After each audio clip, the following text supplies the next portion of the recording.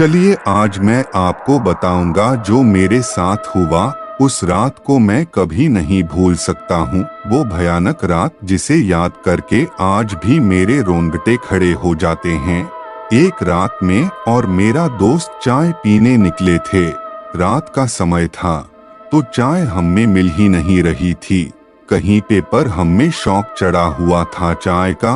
उस चक्कर में हमारी जान जाते जाते बची। उस रात हम चाय की तलब में इतने गुम थे कि हम उसे ढूंढते ढूंढते जंगल की ओर चले गए। उस घने जंगल में हम मानो जैसे खो गए हों। हम डर गए और मेरे दोस्त ने कहा, ये कहाँ आ गए हैं हम?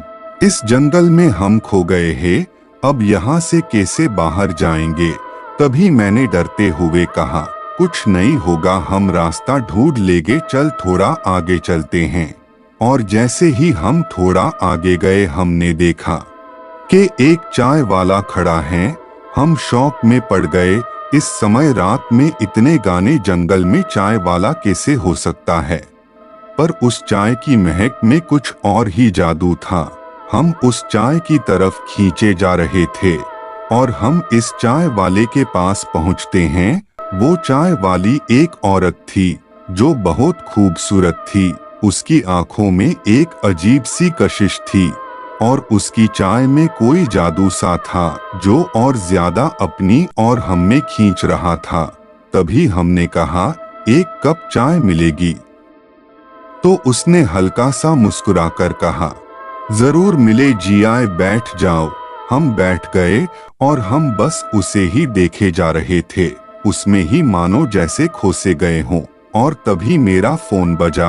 मेरा ध्यान हट गया, मानो जैसे कोई जादू किया हो और उसमें से निकल आया हूँ बाहर, ऐसा लगा।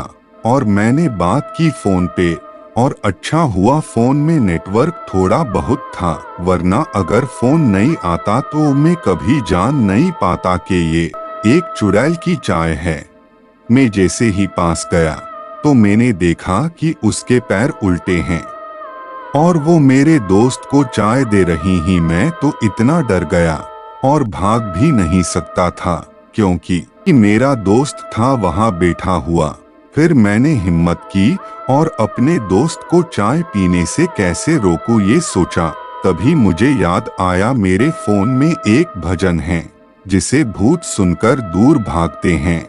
मैंने उसे जोर से बजाया और वहां अंदर चला गया। मेरा दोस्त चाय पी ही रहा था कि उस भजन की आवाज से वो रुक गया और वो चुड़ैल अपने असली रूप में आ गई और उस भजन की आवाज वो सुन नहीं पा रही थी और वो हमें मारने के लिए जैसे ही आगे आई।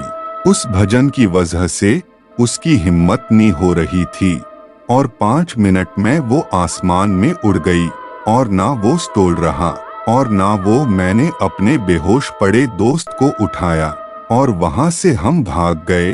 फिर कभी हम उस जगह नहीं गए। ये थी मेरी छोटी सी सच्ची कहानी। उम्मीद है आपको अच्छी लगी होगी।